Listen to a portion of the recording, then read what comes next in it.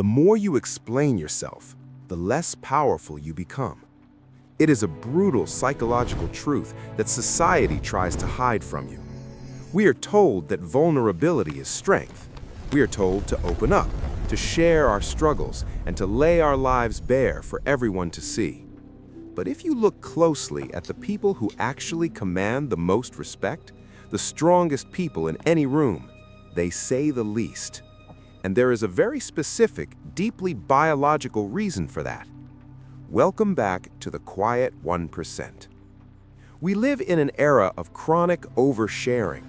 Modern culture, driven by social media and a desperate need for external validation, has convinced us that we must broadcast every thought, every emotion, and every minor inconvenience the moment it happens. You have probably done this without realizing it. You over-explain a simple mistake to your boss. You tell a new acquaintance your entire life story within 10 minutes of meeting them. You post your every move online. You think you are building connection, but in reality, you are destroying your own power. When you reveal everything, you leave nothing to the imagination. You become entirely predictable, and predictability is the enemy of respect. If you are someone who constantly feels the need to explain yourself, or if you feel like people take you for granted, this masterclass will change the way you interact with the world forever. In the next few minutes, we are going to deconstruct the psychology of mystery.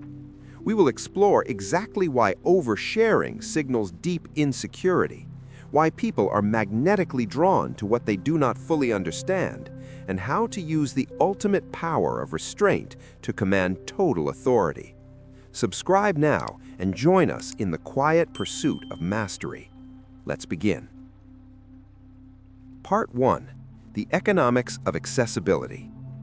To understand the psychology of mystery, we must first look at the psychology of scarcity. Pay attention to this because it dictates every social interaction you will ever have. Human beings assign value based on availability. Less access equals more value. Infinite access equals zero value. Think about diamonds versus gravel. They're both just rocks pulled from the earth, but gravel is everywhere. You step on it without a second thought. Diamonds are hidden, they're rare, and because they're rare, they're priceless.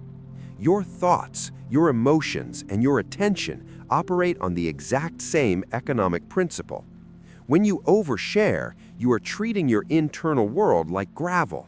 You are giving infinite access to anyone who will listen. When your words are constantly available, people stop valuing them. They stop listening closely because they know you will just keep talking. But the quiet person, the one who carefully guards their thoughts, treats their mind like a vault. When they finally choose to share an opinion or an insight, the room stops to listen because they have established that their words are scarce. By holding back, you immediately elevate your own status. You stop being background noise and you become the main event. Part 2. Oversharing as a plea for validation. Why do we overshare in the first place? Here's where most people get it wrong. They think they're oversharing because they're just being friendly or because they want to build a deep connection.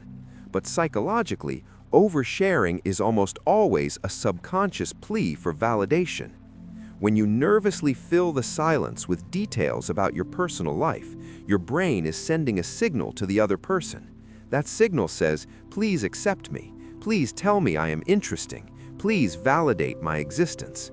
High-status individuals do not seek external validation. They are self-validating. When you constantly explain yourself, you are handing your power over to the listener. You are making them the judge and jury of your life. If someone asks you a question and you give them a 10-minute rambling answer justifying your choices, you look weak. You look like you are asking for permission to be who you are. The quiet elite do not ask for permission. They give a concise, confident answer, and then they stop talking. They don't care if the other person agrees with their choices. When you stop over-explaining yourself, you stop asking the world for approval.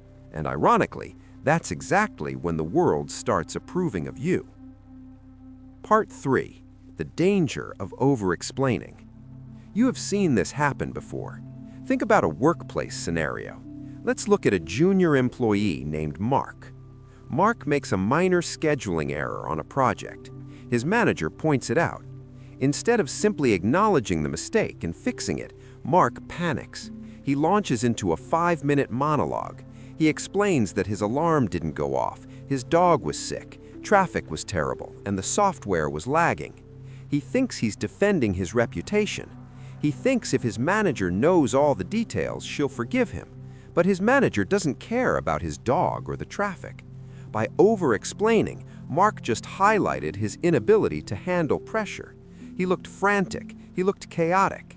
He lost his manager's respect, not because of the scheduling error, but because of his desperate oversharing reaction. Now imagine a different employee, the quiet one. She makes the exact same scheduling error. The manager points it out. She simply looks at the manager, nods, and says, "I see the error. I will have it corrected in 10 minutes." No excuses, no desperate oversharing. Who do you trust more with $1 million account?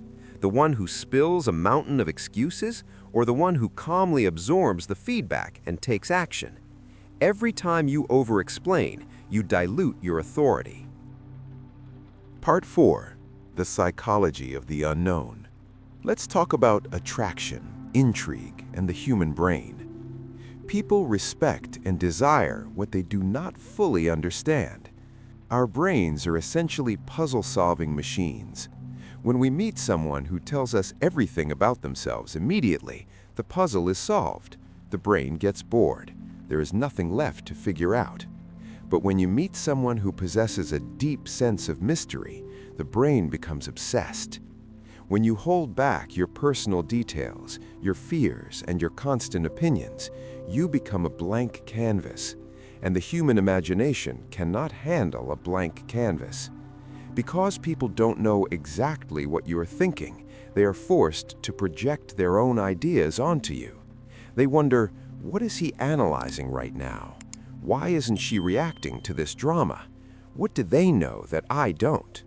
This creates an incredibly powerful magnetic pull. People will naturally try to win your favor simply because they want to unlock the mystery. They want to be the one who finally gets you to open up.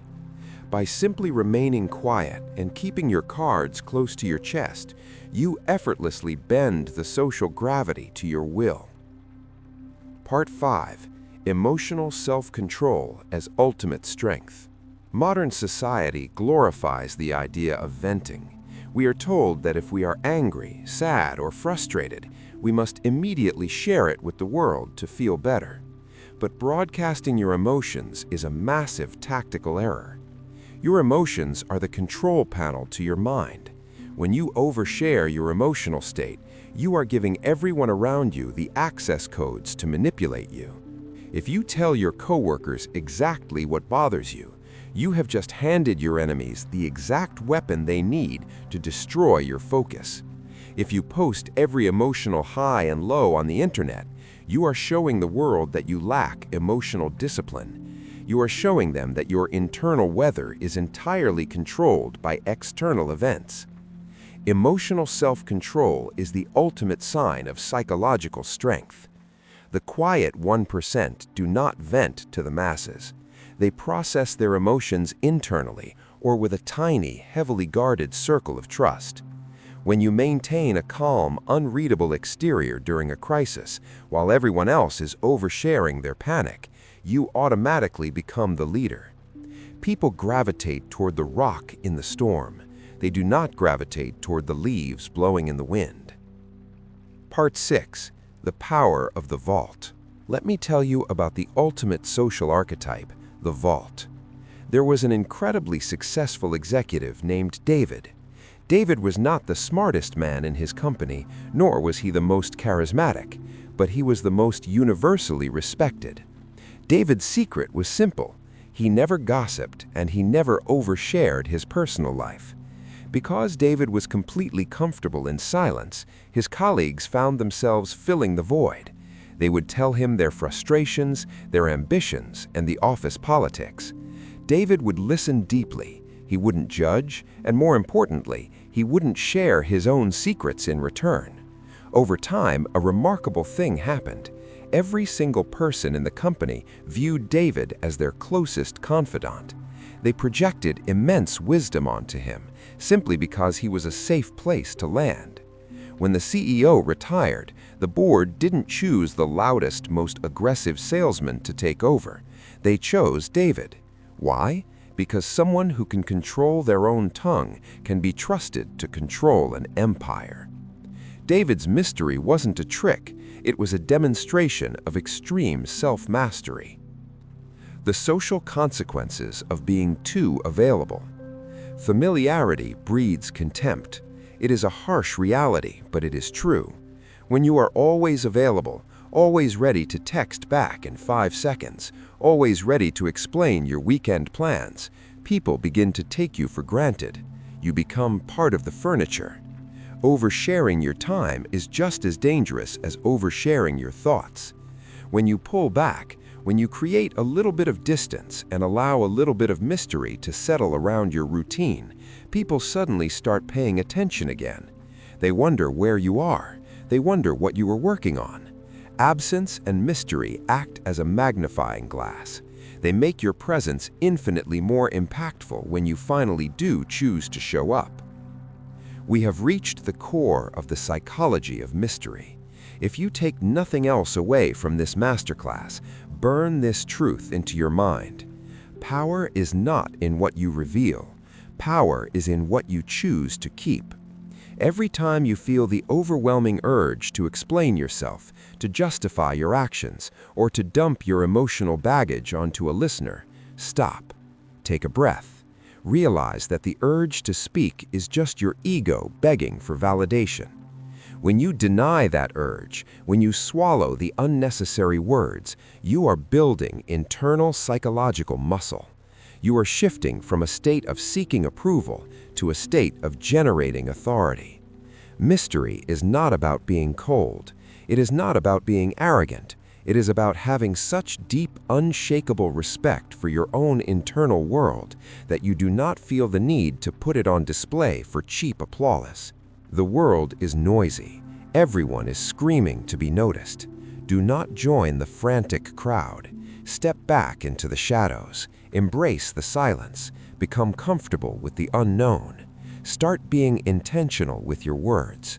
Treat your energy and your personal life as highly classified information. Share it only with those who have truly earned the clearance. The moment you stop oversharing, you will notice a shift in the air. People will stop talking over you. They will start asking you questions. They will lean in when you speak. You will transform from someone who begs for attention into someone who commands respect. Thank you for spending your valuable time with us today. If this masterclass shifted your perspective, hit the like button and subscribe to the Quiet 1%. We are building an elite community of thinkers who understand the devastating power of silence.